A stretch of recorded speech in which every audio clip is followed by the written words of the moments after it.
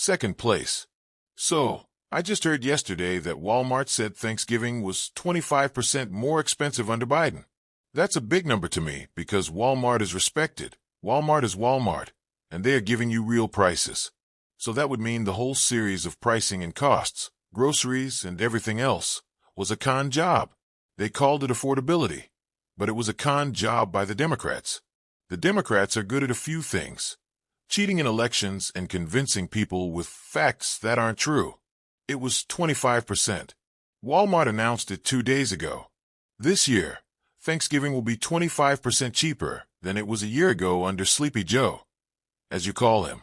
You said affordability was a con job, and you didn't want it. You said last night you didn't want to talk about affordability. I talk about it. When did I not want to talk about it? I talk about it all the time. We are much better than Biden. Are you arguing with me? A beat of silence passed. Renee could feel the shift in the air, that quiet, unspoken moment where power met resistance, and one side expected the other to cave.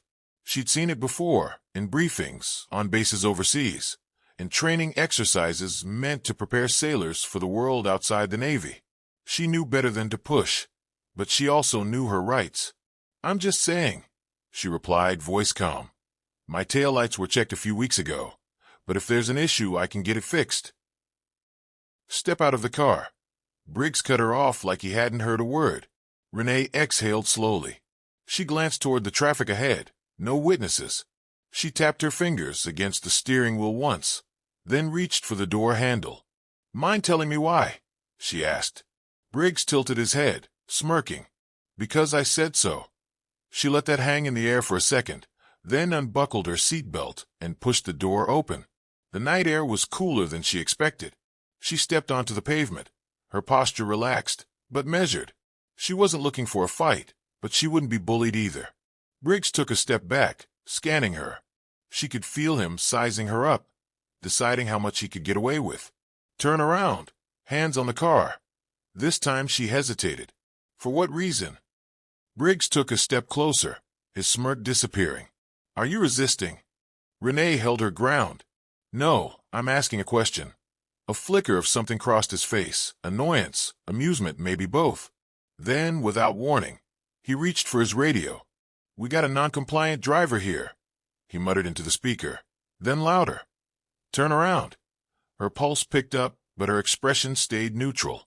"Officer, I need you to understand something," she said, her voice low but firm.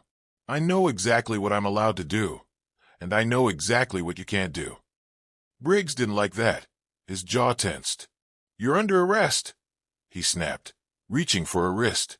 Renee moved before he could grab her, stepping back just enough to avoid his grip. "Under arrest for what?" Briggs pulled out his cuffs. "For obstructing an officer." She exhaled sharply through her nose. So that was his game.